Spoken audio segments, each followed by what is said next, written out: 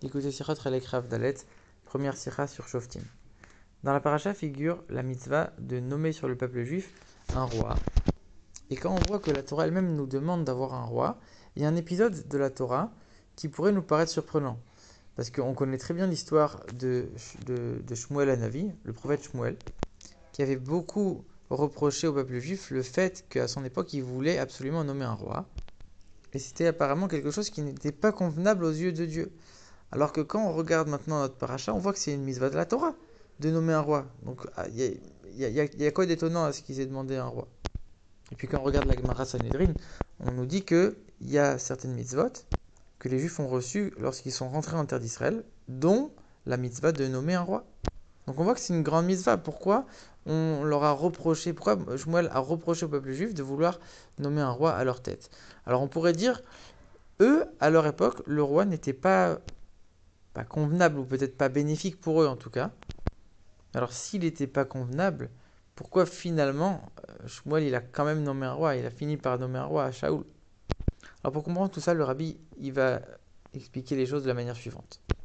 Il y a deux buts principaux pour lesquels on nomme un roi. La première raison, c'est la raison la plus simple.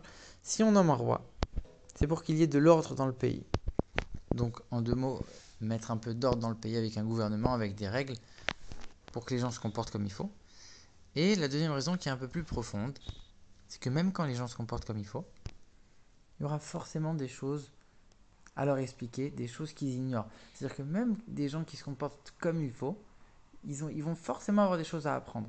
Et comme le roi, on sait qu'en tout cas, d'après la définition de la Torah, le roi c'est quelqu'un qui a un statut spirituel supérieur, qui a une connaissance et une compréhension de la Torah et du monde qui est largement supérieure. Donc il va permettre euh,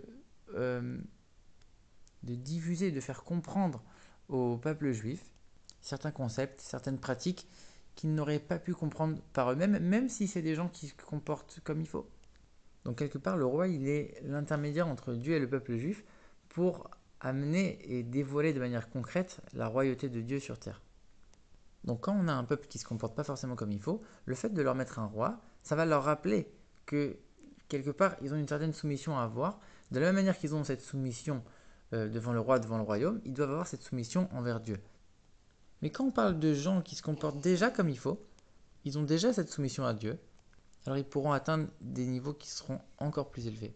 Ils vont pouvoir atteindre un niveau, une compréhension qu'ils n'auraient jamais atteint par leur propre force. C'est ça le deuxième niveau, la deuxième explication. Donc maintenant on comprend pourquoi Shmuel ne voulait pas nommer un roi sur le peuple juif à ce moment-là.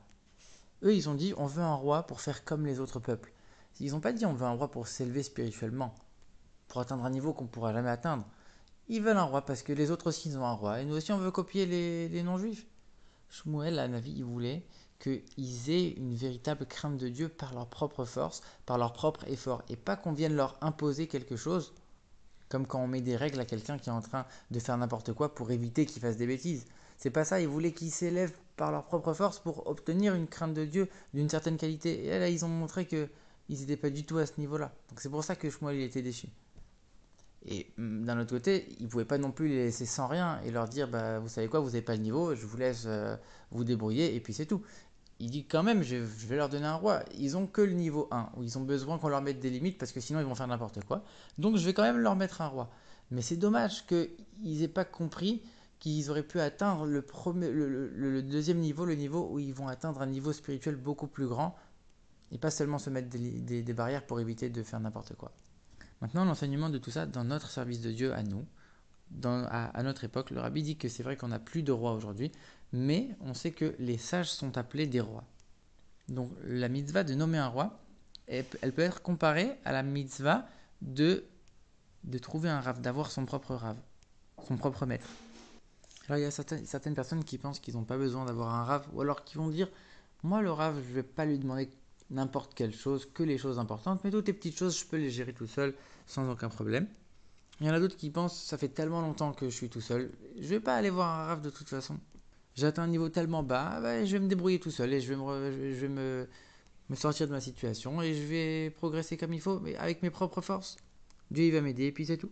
Et sur ça, la Torah elle vient et elle nous ordonne, il y a une mitzvah d'avoir un roi, il y a une mitzvah de se faire un rave. Et même si c'est vrai que le roi, il est là pour nous transmettre des choses qui sont extrêmement élevées, mais quand on se trouve dans une situation difficile, c'est sûr que même dans les petites choses, on a besoin d'un roi. De la même manière que le peuple juif à l'époque de Shmuel, même dans une situation qui était a priori spirituellement basse, Shmuel il aura quand même nommé un roi. Parce que c'est pas par leur propre force qu'ils auraient pu s'en sortir. Au contraire, on a besoin, plus on est bas, on a besoin d'avoir quelqu'un de supérieur spirituellement pour nous aider à progresser et à nous élever.